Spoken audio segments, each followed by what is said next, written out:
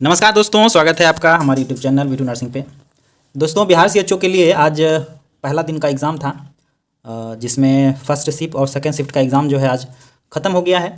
और आप लोगों ने कुछ न्यूज़ में देखा होगा, हम अपने ग्रुप में भी अपडेट किए थे कि जब फर्स्ट शिफ्ट का एग्ज़ाम था तो फर्स्ट शिफ्ट में कुछ गड़बड़ियाँ हुई थी टेक्निकल इशू के कारण। तो कहीं कहीं लेट से एग्ज़ाम हुआ है, या आप ये कहिए कि हर एक सेंटर पे लगभग जो है 10 से 10:30 11 बजे तक जो है लगभग हर एक सेंटर पे एग्ज़ाम शुरू हो गया था। ये गड़बड़ियाँ जो है फिर सेकेंड शिफ्ट में नहीं देखने को मिला है, और आप लोगों का जो एग्ज़ाम है वो लगभग फिर सही तरीके से ख़त्म हो गया है।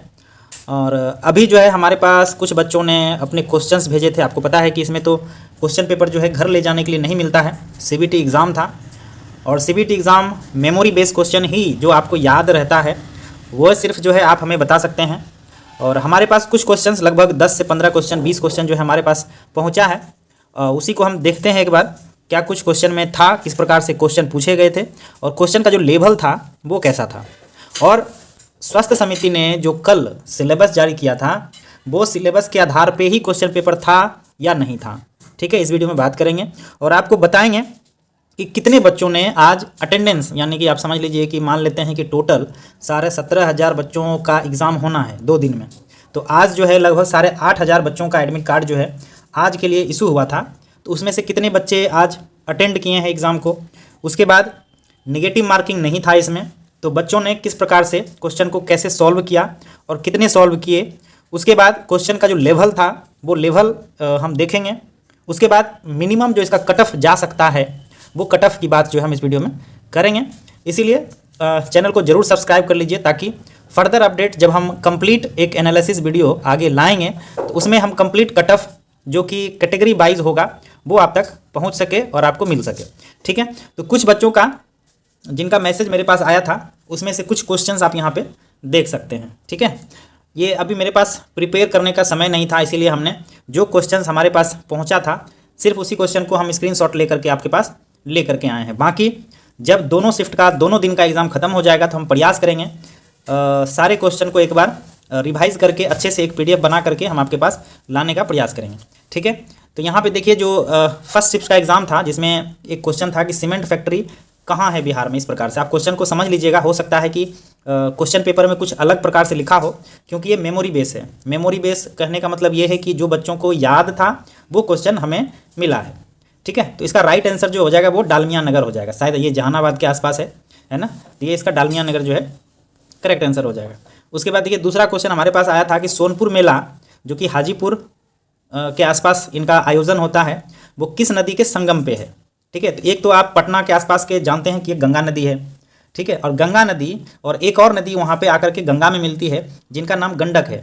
ठीक है, तो सोनपुर मेला जो आयोजन होता है वो गंगा और गंडक के संगम पे होता है। ठीक है, उसके बाद है तीसरा क्वेश्चन है कि मधुबनी पेंटिंग किस स्टेट से है। तो आपको पता होगा कि मधुबनी बिहार का ही एक जिला है, तो मधुबनी पेंटिंग जो है बिहार से रिलेटेड है। उसके बाद कृष्णदेव राय किस लैंग्वेज में बुक लिखे थे। कृष्णदेव राय आप जानते होंगे जो कि विजयनगरम, आप लोग आंध्र प्रदेश में, उस समय के आंध्र प्रदेश में पढ़ता था, तो इनका जो बुक लिखा हुआ है वो संस्कृत और तेलुगु में लिखा हुआ है। तो दोनों में से जो आंसर होगा आपने वो किया होगा। ठीक है, ये क्वेश्चन आप एक बार हमको कंफर्म करा दीजिएगा कि सच में ये क्वेश्चन था, किस शिफ्ट में था, एक बार हमें कमेंट करिएगा। ठीक है, उसके बाद कहाँ से अशोक पिलर में कुछ लिया हुआ नहीं है। तो ये क्वेश्चन तो हालांकि ये कंप्लीट नहीं है, अगर कंप्लीट क्वेश्चन रहता तो हम जो है इसमें कर सकते थे। उसके बाद है कि शांति स्तूपा कहाँ है।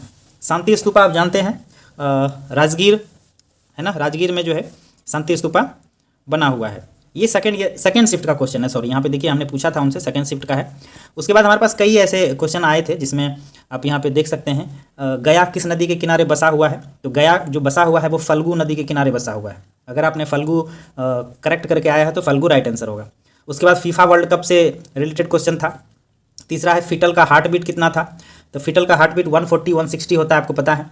नर्सिंग से जो क्वेश्चंस आए थे बहुत ही ईजी टू मॉडरेट था, ईजी ही समझ लीजिए, क्योंकि 20 क्वेश्चन जो है 40 नंबर के लिए था, तो लगभग क्वेश्चन जो है ईजी ही था। ठीक है, क्योंकि हमारे पास ऐसा कोई क्वेश्चन नहीं आया है जो कि थोड़ा लगे कि हाँ ये क्वेश्चन थोड़ा सा नहीं जानने लायक हो। ठीक है, अगर आप लोग रेगुलर पढ़ने वाले हैं तो ये क्वेश्चन बहुत ही आसान होगा आपके लिए। पेट का दाहिना भाग में ऊपर की तरफ पेट दर्द का मुख्य कारण क्या हो सकता है। तो आपको पता है पेट के राइट साइड में अगर ऊपर हो रहा है तो वो कोलिलिथियासिस हो सकता है, यानी कि गॉल ब्लैडर में स्टोन हो सकता है। अगर लोअर साइड में होगा तो वो अपेंडिसाइटिस हो सकता है। तो जो आंसर आपके पास था आप उसमें देख सकते हैं, अगर आपने सही किया है तो वो आपका सही हो जाएगा। ठीक है, उसके बाद पांचवा देखिए यहाँ पे क्या है, गर्भवती महिला का नाभि तक उभार कौन से वीक में आता है। ठीक है, तो ये आपको पता है नाभि के पास यानी कि अम्लाइकस, जो अम्लाइकस रीजन है वहाँ पे 20 से 22 सप्ताह तक जो है आपका उभार आता है। ठीक है, उसके बाद लगभग क्वेश्चंस जो है ये इसी से था। उसके बाद कॉपर टी लगाने से क्या होता है, तो एक्सेसिव ब्लीडिंग होता है। शुक्राणु और अंडाणु को मिलने को क्या कहते हैं, तो फर्टिलाइजेशन कहते हैं, है ना। अगर आपने ये सब आंसर किए हैं तो आपका राइट आंसर है। उसके बाद एग को गर्भाशय की दीवार में स्थापित करने से रोकना, तो ये तो कॉपर टी का काम है ना, या जिसे आप कॉन्ट्रासेप्टिव कहते हैं। ठीक है, उसके बाद बच्चे जन्म होने के बाद फिर से प्रेग्नेंट होने की संभावना कब है। ठीक है, तो यहाँ कब है तो 1 सप्ताह में नहीं होगा, क्योंकि ब्रेस्ट फीडिंग के कारण प्रेगनेंसी नहीं रुकती है।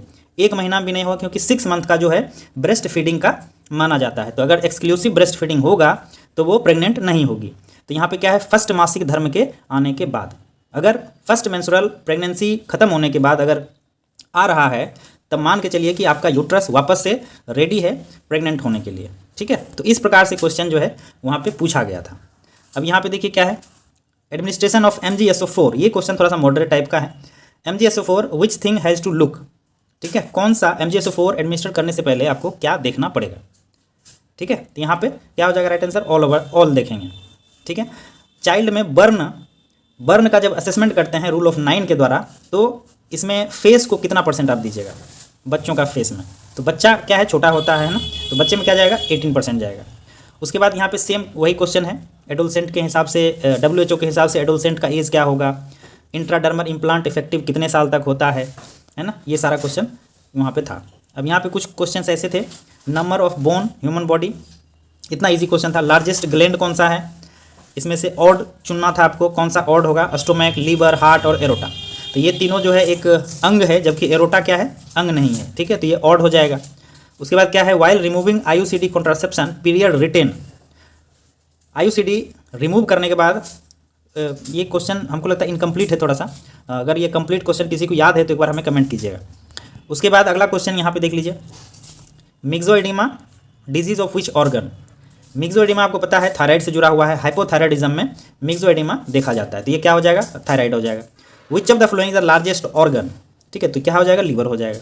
इसी तरह से जो क्वेश्चन हमारे पास आया था वो क्वेश्चन जो है हम आपको दिखा रहे हैं। देखिए यहाँ पे क्या लिखा है बच्चा ने, this question is my mind, the question is very difficult. अभी देखिए इनको डिफिकल्ट लग रहा है, जो पढ़ने वाले बच्चे हैं उनको तो क्वेश्चन बिल्कुल ईजी लगेगा। अब जो रुक रुक के पढ़ने वाले हैं या उतने ढंग से नहीं पढ़ते हैं तो उनको थोड़ा सा क्वेश्चन जो है हार्ड लगेगा।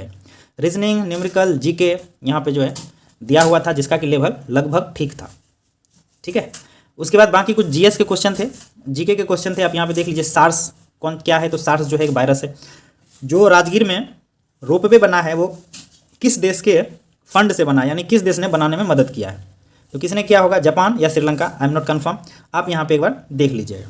ठीक है, इस तरह से सारे क्वेश्चन जो है यहाँ पे दिए हुए हैं। जैसे कि यहाँ पे देखिए, first stool pass by infant क्या कहलाता है, तो मिकोनियम कहलाएगा। ठीक है, क्या कहलाएगा, मिकोनियम। डायरिया के कंडीशन में ORS के साथ जिंक भी देते हैं। ठीक है, जिंक जो है बहुत जरूरी होता है डायरिया में। Largest production of pulses in which of the district, दाल का सबसे ज़्यादा उत्पादन जो है बिहार के किस जिले में होता है, तो आई थिंक नालंदा के आसपास जो है दलहन की खेती बहुत ज़्यादा होता है, या फिर अगर आप करेक्ट आंसर जानते हैं तो एक बार कमेंट कीजिएगा। उसके बाद था कि गंगा नदी बिहार के किस जिले से प्रवेश करती है, तो यहाँ पे बक्सर हो जाएगा इसका राइट आंसर। ठीक है, गया डिस्ट्रिक्ट किस नदी के किनारे बसा हुआ है, तो आपने देखा होगा, हमने आपको आंसर बताया था, फल्गु नदी। ठीक है, Phalgu river. Nalanda university is famous for, Nalanda university किसके लिए फेमस है, तो बुद्धिज्म के लिए। ठीक है, उसके बाद ज़्यादा कुछ आंसर मेरे पास आया नहीं है, क्वेश्चन आया नहीं है। इन सब क्वेश्चन के अलावा अगर आपके पास क्वेश्चन है तो आप हमें कमेंट करके बताइए। जो नेक्स्ट वीडियो हम लाएंगे उस नेक्स्ट वीडियो में जो है हम अच्छे से प्रिपेयर करके हम क्वेश्चन आंसर को लाने का प्रयास करेंगे। ठीक है, और बाकी अगर हम अटेंडेंस की बात करें तो हर एक सेंटर पे लगभग जो बच्चों से बात हुआ है तो वहाँ पे 100 बच्चों में लगभग 80 बच्चा जो है प्रेजेंट हुआ है। सुबह के शिफ्ट में कुछ बच्चा कम था, लेकिन इवनिंग के शिफ्ट में जो है लगभग 80% का अटेंडेंस जो है देखा गया है। बाकी कल जो एग्ज़ाम होगा 2 तारीख को, तो 2 तारीख का भी एक एनालिसिस करके हम एक कंप्लीट वीडियो जो है आपको एग्ज़ाम के बाद लाने का प्रयास करेंगे। ठीक है, अगर इन क्वेश्चंस को देख करके, क्योंकि मैथमेटिक्स का और रीजनिंग का क्वेश्चन किसी को याद रहता नहीं है, ठीक है, तो वो मैथमेटिक्स और रीजनिंग का क्या लेवल था ये मुझे नहीं पता है। कल एग्ज़ाम है, कल हम लेवल देखेंगे मैथमेटिक्स का और रीजनिंग का, तब हम आपको बता पाएंगे, क्योंकि मेरा एग्ज़ाम जो है कल 2 तारीख को सेकंड शिफ्ट में है। ठीक है, कट ऑफ की बात करें, अगर ओवरऑल जो क्वेश्चंस मेरे पास आया है, जो रिव्यू, जो एनालिसिस स्टूडेंट के द्वारा मुझे बताया गया है, उससे लगता है कि एक एवरेज कट ऑफ की बात करें तो एवरेज कट ऑफ जो होगा वो लगभग 50 से 60 के आसपास जो है रह सकता है। ठीक है, इससे ज़्यादा नहीं आएगा, क्योंकि नर्सिंग से ज़्यादा जो है जनरल कंपटीशन के क्वेश्चंस हैं। तो नर्सिंग पढ़ने वाले बच्चे जनरल कंपटीशन का क्वेश्चन कहाँ से कर पाएगा, अभी बताओ। नर्सिंग इजी था तो मान के चलो कि 15 से 16 क्वेश्चन तो एटलीस्ट हर एक बच्चा कर ही रहा होगा, कुछ जीके कर रहा होगा और कुछ रीजनिंग कर रहा होगा। मैथमेटिक्स का तो हम नहीं कह सकते। तो मिला जुला के बात करें तो ओवरऑल जो कट ऑफ रहने वाला है वो 50 से 60 तक मुश्किल से जा सकता है। ठीक है, बाकी कल जो शिफ्ट में एग्ज़ाम होगा 2 दिसंबर को, तो 2 दिसंबर के एग्ज़ाम के बाद हमें कंप्लीट एनालिसिस करके एक कट ऑफ का वीडियो जो है मेरा जाएगा। ठीक है, ये क्वेश्चन जो है संभावित है, हम एनालिसिस नहीं कर रहे हैं, क्योंकि आपको पता है बहुत से बोर्ड के द्वारा, बहुत से आयोग के द्वारा क्वेश्चन एनालिसिस के लिए जो है मना किया गया है। इसीलिए ये सिर्फ एक जानकारी के लिए था। और बाकी कोई क्वेश्चन अगर छूट रहा है तो आप हमें कमेंट करके बताइएगा, हम जो है उसका प्रयास करेंगे कि आपको आंसर बता पाएँ। ठीक है दोस्तों, बाकी इस वीडियो को जरूर शेयर कीजिए ताकि जो बच्चे का एग्ज़ाम आज हो चुका है उनके पास तक पहुँचे। जो जितना क्वेश्चन मेरे पास आया है हम उसको आपको सॉल्व कराने का प्रयास किए हैं। ठीक है दोस्तों, बाकी कल जो फर्स्ट शिफ्ट का एग्ज़ाम होगा 2 दिसंबर को, सेकंड शिफ्ट का होगा, तो कल भी हम एक जो क्वेश्चन हमारे पास आएंगे उसका एक वीडियो हम आपके लिए ज़रूर करेंगे। उसके बाद एक कंप्लीट वीडियो जो है एग्ज़ाम के बाद लाने का प्रयास रहेगा। ठीक है दोस्तों, थैंक यू, धन्यवाद। कल के एग्ज़ाम के लिए आपको बेस्ट ऑफ लक।